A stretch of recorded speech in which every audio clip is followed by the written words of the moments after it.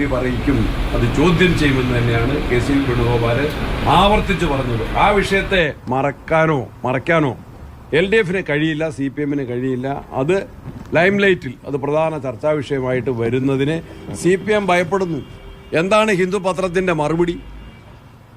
മുഖ്യമന്ത്രിയുടെ PR agency തന്നെയാണ് ഈ വാക്കുകൾ എഴുതി തന്നത്. മലപ്പുറം ജില്ലയെ ആക്ഷേപിക്കുന്ന, ജനങ്ങളെ ആക്ഷേപിക്കുന്ന വാക്കുകൾ എഴുതി തന്നത് മുഖ്യമന്ത്രിയുടെ അഭിമുഖം അറേഞ്ച് ചെയ്ത PR ഏജൻസി, അങ്ങോട്ട് വിളിച്ച് അഭിമുഖം അറേഞ്ച് ചെയ്ത PR ഏജൻസി തന്നെയാണ് ഈ വാക്കുകൾ കൂടി വേണം എന്ന് ആവശ്യപ്പെട്ടത്. ഇത് മുഖ്യമന്ത്രി നേരത്തെ തന്നെ ഡൽഹിയിൽ വാർത്താ സമ്മേളനത്തിൽ മലപ്പുറം ജില്ലയെക്കുറിച്ച് പറഞ്ഞ കാര്യങ്ങളാണ് ഈ അഭിമുഖത്തിൽ കൂടി കൂട്ടിച്ചേർക്കേണ്ടതെന്നാണ് പത്രത്തിന്റെ കറക്ഷൻ സ്റ്റേറ്റ്മെന്റ്. മുഖ്യമന്ത്രി തിരുത്ത് കൊടുക്കുകയും അങ്ങനെ സാധനം പറഞ്ഞിട്ടില്ല എന്ന് പത്രം നിഷേധിക്കുകയും ചെയ്ത സാധനം നിങ്ങൾ കണ്ടിട്ടുണ്ടോ? ഞാൻ വേണമെങ്കിൽ ഐ വിൽ ഷോ ഇറ്റ്.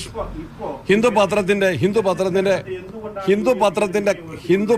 അത് ഏറ്റവും റിലവൻ്റായ വിഷയമാണ്.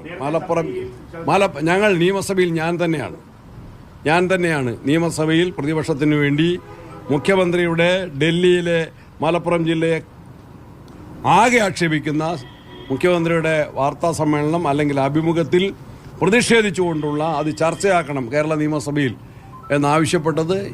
അന്ന് അടിയന്തര പ്രമേയം അവതരിപ്പിക്കാൻ നോട്ടീസ് കൊടുത്ത് ഞാനാണ്. അന്ന് ഗവൺമെൻറ് പക്ഷത്ത് നിന്ന് അതിനെ അവതരണാനുമതി തേടിക്കൊണ്ടുള്ള പ്രസംഗത്തെ പോലും അവർ ഭയപ്പെടുകയായിരുന്നു. ആ വിഷയം ചർച്ച ചെയ്യാൻ, ആ വിഷയം കേരളത്തിലെ ജനങ്ങളറിയാൻ, ആ വിഷയം കേരള നിയമസഭ ചർച്ച ചെയ്യുന്നതിന് എന്താണ് CPM ഭയപ്പെടുന്നത്? ഇപ്പോഴും അത് ലൈംലൈറ്റിൽ തന്നെയുണ്ട്, അത് ജനങ്ങളുടെ ശ്രദ്ധയിലുണ്ട്. അത് ഈ തെരഞ്ഞെടുപ്പിലെ ചർച്ചാ വിഷയങ്ങളിൽ പ്രാധാന്യമേറിയ ഒന്ന് തന്നെയാണ്. അത് AICC general secretary KC Venugopal അതിനെ ശക്തമായിട്ട് ജനങ്ങളുടെ മുമ്പിൽ അവതരിപ്പിച്ചു. അതിന് മുഖ്യമന്ത്രിക്ക് ഉത്തരവില്ല, ഒരിക്കലും ഉത്തരം പറയാൻ കഴിയില്ല. നേരത്തെ VS അച്യുതാനന്ദൻ സമാനമായ ഒരു പരാമർശം മലപ്പുറവുമായിട്ട് ബന്ധപ്പെട്ട് നടത്തിയിരുന്നു. അതിന് പിന്നാലെയാണ് മുഖ്യമന്ത്രിയുടെ വാദമുണ്ടായിരുന്നു. അപ്പോൾ CPM-ന്റെ നേതാക്കന്മാർ, VS-നെ ഇപ്പോഴത്തെ സാഹചര്യത്തിൽ ഞാൻ പരാമർശിക്കുന്നില്ല. വിജയരാഘവന്റെ പരാമർശനമുണ്ട്, P ജയരാജന്റെ അദ്ദേഹത്തിന്റെ ആത്മകഥയുണ്ട്. ഇതെല്ലാം മലപ്പുറം ജില്ലയെ ആവർത്തിച്ചാക്ഷേപിക്കുന്ന നടപടികളാണ്. അതിന് ഉത്തരവില്ല.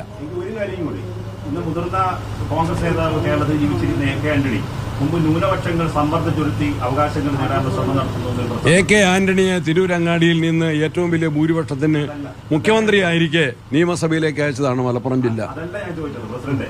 ഞാൻ ചോദിച്ചത് AK ആന്റണിയുടെ പ്രസ്താവന ഇപ്പോഴും നിലവിലുണ്ട്, രേഖകൾ ഇതില്ല. ഒരിക്കലും പറഞ്ഞിട്ടില്ല.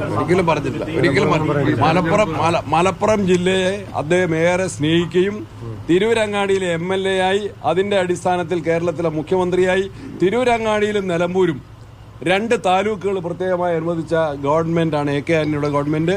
അന്ന് നിലമ്പൂരിലെ MLA ആണ് ശ്രീ ആര്യാടൻ മുഹമ്മദ്. ഓർമ്മിക്കണം. പ്രസിഡന്റ്, ഇനി 15 ദിവസം മാത്രമാണ് പ്രചാരണത്തിന്. അപ്പോൾ കഴിഞ്ഞ ദിവസങ്ങളൊക്കെ പല വിഷയങ്ങളുണ്ട്. അപ്പോൾ ഇനി അങ്ങോട്ട് ഈ രാഷ്ട്രീയം പറഞ്ഞ് സജീവമായി തന്നെ ക്യാമ്പ് ചെയ്ത് മുന്നോട്ട് പോവാണോ? അതെ, രാഷ്ട്രീയം പറഞ്ഞ് തന്നെ.